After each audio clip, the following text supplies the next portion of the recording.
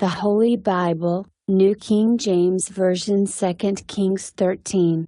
In the 23rd year of Joash the son of Ahaziah, king of Judah, Jehoahaz the son of Jehu became king over Israel in Samaria, and reigned 17 years.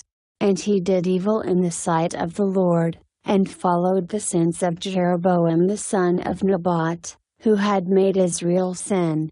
He did not depart from them. Then the anger of the Lord was aroused against Israel, and he delivered them into the hand of Hazael king of Syria, and into the hand of Ben-Hadad the son of Hazael, all their days. So Jehoahaz pleaded with the Lord, and the Lord listened to him, for he saw the oppression of Israel, because the king of Syria oppressed them. Then the Lord gave Israel a deliverer, so that they escaped from under the hand of the Syrians, and the children of Israel dwelt in their tents as before. Nevertheless they did not depart from the sins of the house of Jeroboam, who had made Israel sin, but walked in them, and the wooden image also remained in Samaria.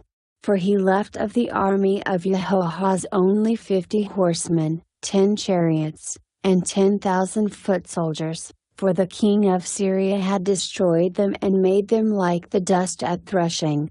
Now the rest of the acts of Jehoahaz, all that he did, and his might, are they not written in the book of the Chronicles of the kings of Israel? So Jehoahaz rested with his fathers, and they buried him in Samaria. Then Joash his son reigned in his place. In the 37th year of Joash king of Judah, Jehoash the son of Jehoahaz became king over Israel in Samaria, and reigned 16 years. And he did evil in the sight of the Lord. He did not depart from all the sins of Jeroboam the son of Nebat, who made Israel sin, but walked in them. Now the rest of the acts of Joash, all that he did, and his might with which he fought against Amaziah king of Judah, are they not written in the book of the Chronicles of the kings of Israel? So Joash rested with his fathers. Then Jeroboam sat on his throne.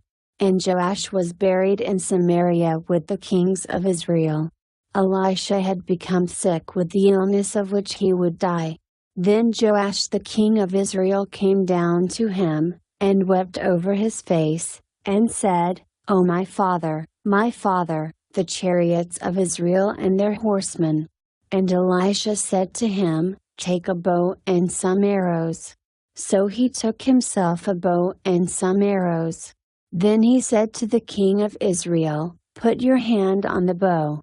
So he put his hand on it, and Elisha put his hands on the king's hands.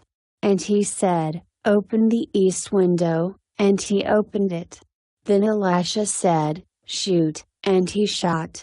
And he said, The arrow of the Lord's deliverance and the arrow of deliverance from Syria, for you must strike the Syrians at Aphek till you have destroyed them. Then he said, Take the arrows. So he took them. And he said to the king of Israel, Strike the ground. So he struck 3 times, and stopped. And the man of God was angry with him, and said, You should have struck 5 or 6 times, then you would have struck Syria till you had destroyed it. But now you will strike Syria only 3 times. Then Elisha died, and they buried him. And the raiding bands from Moab invaded the land in the spring of the year.